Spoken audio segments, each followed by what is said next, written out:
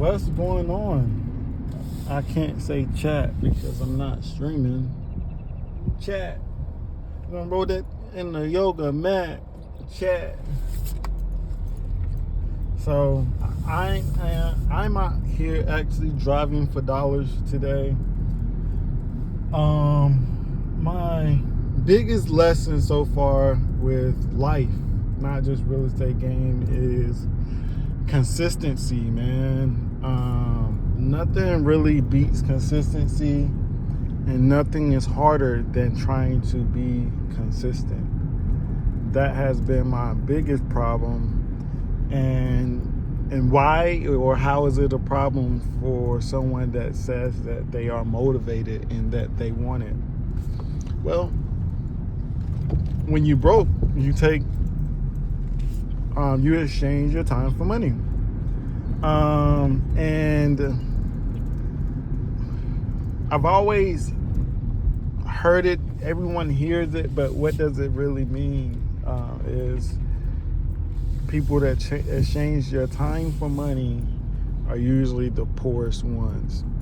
I was watching a video the other day, and this girl was saying that that would look like a good lead over there, but that's not part of this neighborhood. It could be. I'm gonna have to go on the other side. That looks kind of crazy. Let me show y'all that. That looks kind of crazy. What does that? She was. I'll finish it because I know exactly what I was gonna say. But you see this? Like, that looks like a house or a makeshift.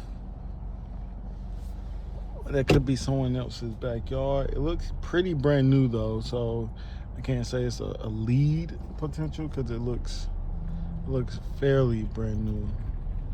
But I'm gonna roll around on the other side. But so this lady, it was a public speaker, right? And she was talking to this guy, and he asked her, "Well, how much do you charge?" And she gave him the number of $500 to $700, right? And she's thinking, I used to make $25 an hour, and here I am going to make $500 from 1 hour. I just won. Then she went on to say, the guy never called her back. And a couple weeks later, she calls him and she says, and he says, well, she asked him, why didn't you ever call me like you told me you would? You said you was gonna call me and you never called me. Well, he goes on to tell her, I went with another candidate for the public speaking. And she says, well, if you don't mind, can you tell me why? And he says, well, her price was $5,000, and I figured that since she charges more, she was a better public speaker than you. Wow, right? So she took the lower price, and his budget could have been $5,000. You never know. That is what it means, exchanging your time for money. When you're valuing yourself based upon the hour and not based upon your true value and your information resources or your ability to do the job. So I'm out here driving for dollars, and I haven't been able to, or I haven't been consistent because I've been exchanging my time for $5 for 30 minutes with DoorDash. So I'm out here today, and I turned on this because I just took a risk, to be honest.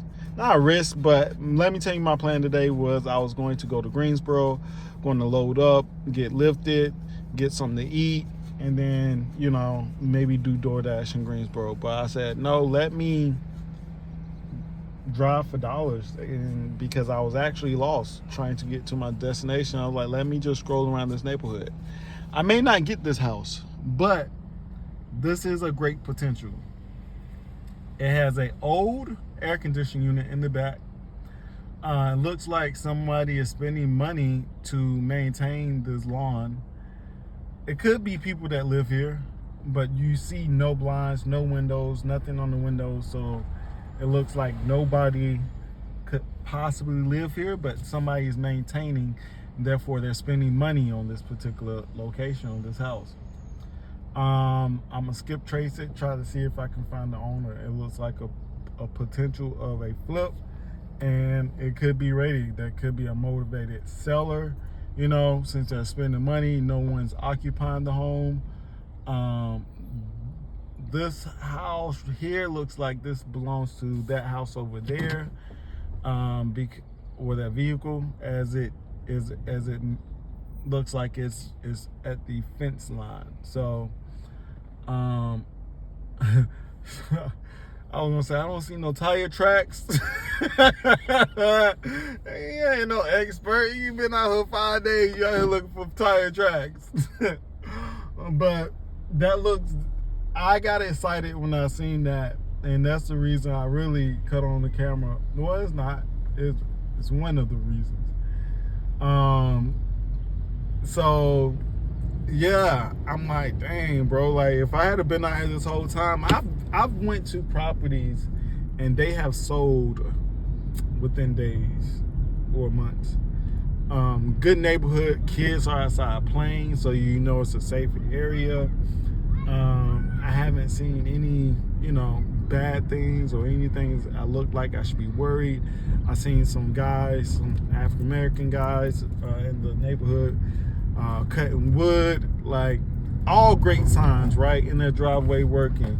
All great signs of what you want a neighborhood to look and feel like when you're driving for dollars, right? You want to see activity. That's a mixed race couple over there, so it's diversity in the neighborhood. Lord, imagine if all of America had black and white people in the neighborhood. You know how much safer we all would probably feel, you know? But anyways, this was another house. I was driving by, I seen this, I was like, ooh, what is this? Rubbish? Abandonment? But there's somebody outside. It look like they just may be hoarders and not well kept, or just older. He has a jug full of brown stuff. And not to offend nobody, my grandmother was somewhat of a hoarder. Then I came across this one. Yes, there's a home back there. There is an address, so it looks like it could have been recently abandoned. Makeshift, kind of tacky. This could be a motivated seller as well.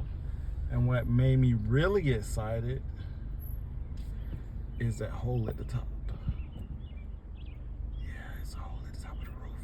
Oh my gosh. That got my juices flowing. No diddy. And a garage, so maybe additional, and it's a good lot. I don't know how to eyeball acres yet, but I can eyeball perk, and we're gonna learn, you know. I crack myself up. I may not be funny, but I think I'm funny. But yeah, like I said, you got people, diversity in the neighborhood again. So yeah, I just got excited, man. I haven't even sold nothing. I don't have a deal, but I can feel it. Like, I just feel like the tears of joy coming down my face after my first deal for 50 or 40K. And what I used to work for a month what I used to work for a year took me a month to get and to do, but it didn't take me a year. And and I wasn't exchanging my time for dollars. I traded my time with a skill and an ability to seek, find, and destroy. I'm gonna let that sit though.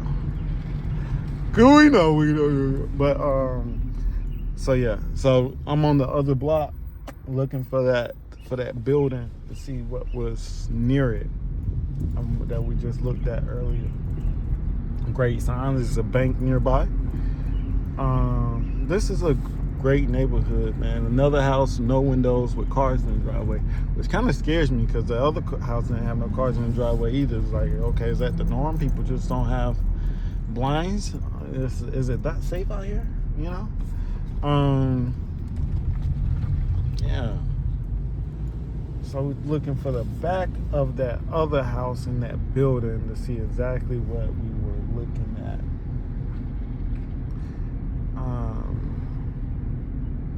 Which could have been an end lot, I'm guessing, because I don't know the area, so I don't know exactly where I am.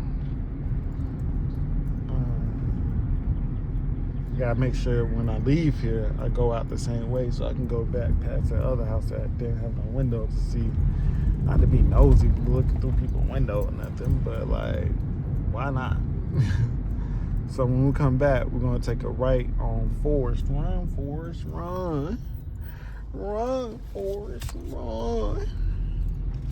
Take a right on Forest. We're gonna take a left on whatever house this is. Great news as well. So Lumble hit me up, and we have our first joint deal with 2 other people. And I gotta say this, I gotta be honest. I got semi-devastated when he sent the group voice message and said, this isn't about the money. But it also made me understand that nothing is free, and it got my ass out here to drive for dollars. Because I didn't understand. I didn't ask, like, why, what you mean nothing's for dollars? It's all about the money, my boy. But I really only putting in sweat equity, and that's why I said nothing's for free and got my tail out here driving for dollars, because I can't expect a deal that he finds to give any of us full profit from, you know. So I completely understood that point of view of him saying that. I need to figure out, let me go back before I get lost and keep trying to find that house. Let me go back to where I was and complete the other mission of looking at why those people had the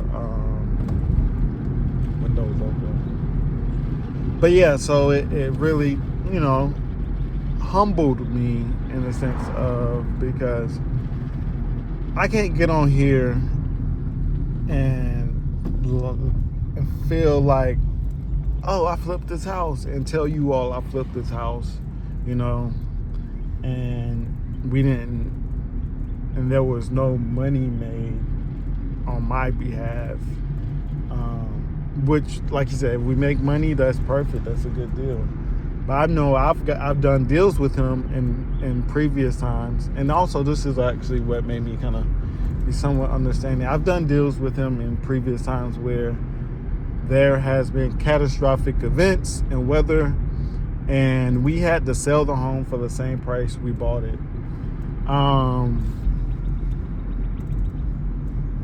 Can you prevent those things? Possibly. How do you prevent those things is unknown, because you never know. Life is like a box of chocolates, and you never know what you're going to get, you know.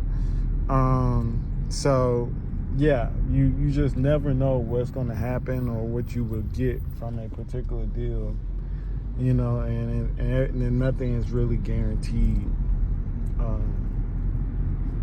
So again, it just pushes me to go out here and find a deal for myself or a potential deal.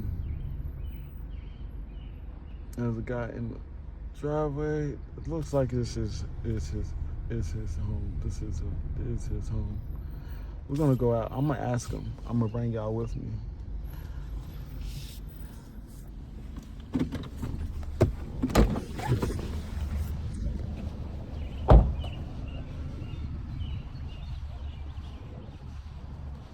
Hey, is this a rehab home? Are you fixing this or going to rent it out?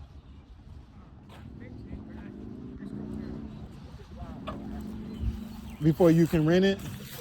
Yeah. Oh, okay. It was your home previously, or you bought it? I bought it. You bought it? Yeah. Okay. All right, no problem. I work with an investor who buys homes, so I didn't see no blinds or nothing, so I was trying to figure out if it was selling or renting. I'm replacing every piece of plumbing in the house. Rewiring the whole house. Okay. Every bit of air conditioner, everything, ductwork, everything new. Pretty much mostly sheetrock, new cabinets. Okay. Both new bathrooms. Everything will be brand new when I get through.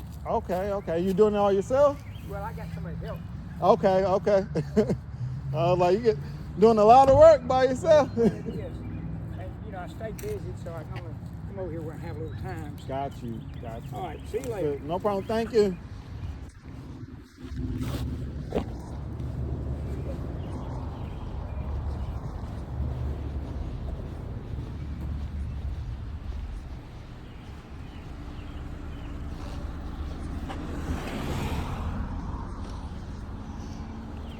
Oh, my car is horrible. That's why I need some money.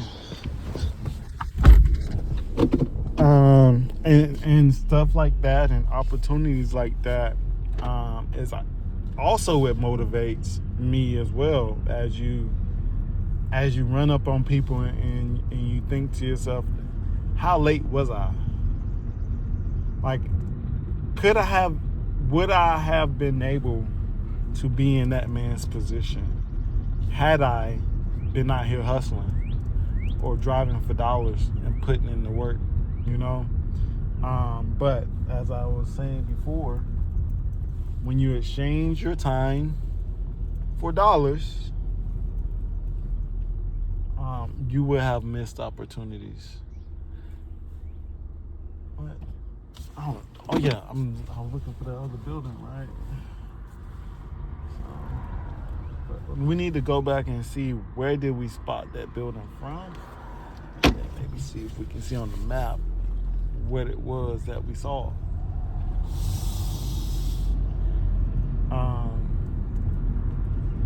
Yeah, man, it's one of those things where patience, it truly takes a lot of patience and time and money management, so you're not in the situation where you are desperate, And you know what? Not to say I could have made him a cash offer, but he's an older guy. If I had business cards prepared,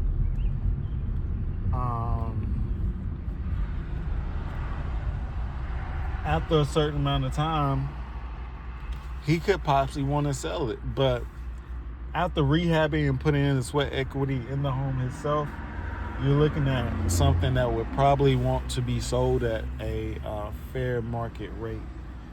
And it's called fair market rate because it's fair, and you can't really tell him no. I was just making sure I was recording. As you probably see how dirty my car is. See, I have clothes in the back. I'm really out here grinding and hustling, man. Living life on the edge, bro. Looking like I'm homeless back in LA. And that's another thing. I guess since the word came up, don't have anything scripted for you all. This was the main topic. I used to be homeless as well, man. And going through that ordeal in LA put me in a mindset where I was busting my tail. I made $30,000 just from Amazon in a year, you know, and that's making $80 to $160 a day. So take $34,000 divided by 160, and that's about how many days I was working on and off a lot of times. And I would say divided by 100, because there were certain days where I didn't get to do Amazon night and day, right? So I would wake up, go to Amazon at 3 or 4 o'clock in the morning, go to my regular job at 7 o'clock, and from there, get off of work at about 4 o'clock, and try to catch a Amazon shift between 5 and 8 o'clock, and get off at 10 to 11, and wake up and do it all over again, starting at 4 o'clock in the morning. And I had to do that, you know? I had to do that just to pay rent. Like, none of that was profit really for me. Of course I had fun. I definitely had my fun, but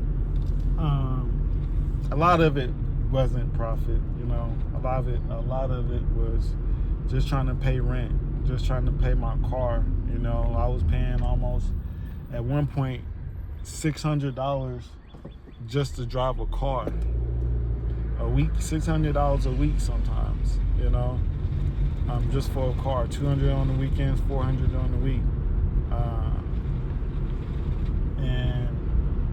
and that's where a lot of the money went as well, because because when I started doing Amazon, I didn't have a car. That's the only way I did Amazon, was by renting a car. So it was the grinding hustle was needed just so I can stay employed, because my job required me, like I said, to go to different areas. Well, I didn't tell you that, but my job required me to maybe go to different areas. This is the dead end I was at earlier. Yeah, I'm trying to figure out where I'm at. Woodbridge. My job required me to go to different areas, you know, and the only way to commute was to buy a car, you know. What I should have did was scope out the front end of this area to see. Okay, that's the house that's abandoned over there. I see the house that's abandoned. That was the house that was abandoned. I know that house where that's at. But why is this building right here? I'm so confused. Now I'm really confused. Like, so who just built the building off? That gotta be his building. Yeah, that gotta be theirs. That must be like a workshop or something. Cause I'm not understanding. What's that? And I may add that, so I have the houses that I showed you all, put on my list to skip trace and try to find the owners. I was looking at this one girl on TikTok, and she was like, best way to find houses, or, you know, is to get out and talk to people, try to find contacts, get referrals. And she said USPS and postmail workers. You gotta think, you know, they know who lives where and who don't. You know, they run these routes, they know these routes, they know the areas, they know the neighborhoods, they're driving around all day. And I'm not gonna say if they wasn't comfortable, but they can actually make a lot of money. I want a Porsche so fucking bad. I don't know why. In LA, the Porsche is the motherfucking thing. Okay, that's them. Okay, that's their building. All right, we found the owners of the building. Actually, I was over here earlier, right? But yeah, we found the owners of the building. That's theirs. Looks like it's not just a building, it's a garage. But what if there was a 70-day garage and sell that part of land? That would be a sweet deal. I probably could come back, but I doubt they sell the garage. It looks like he uses it for his other car.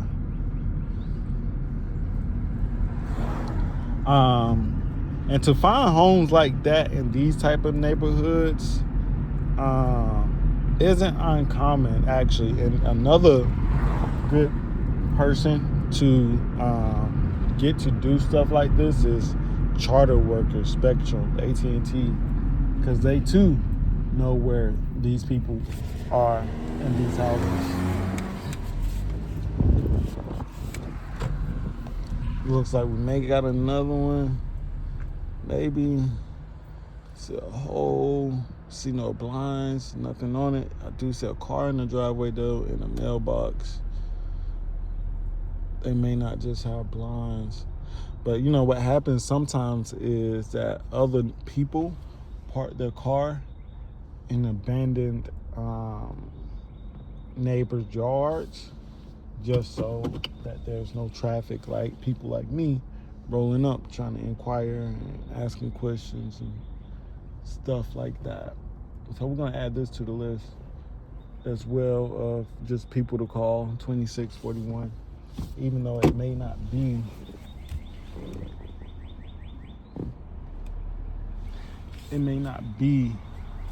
a solid potential. There may be issues, but we're gonna add them to the list.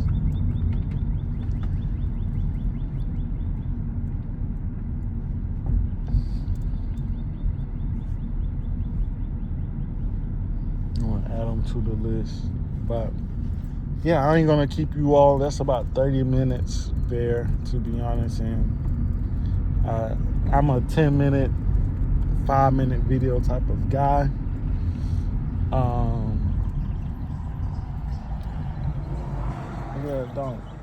I'm a 5 to 10 minute type of guy, just like she like it. And I'm gonna catch you all on the flip side. I'm gonna drive around a little bit more. If I see a house or see something I like, I may edit the video and throw in some pictures and take pictures of houses I found. But I've only been driving I've been on the phone with y'all for 30 minutes, so probably about an hour, maybe.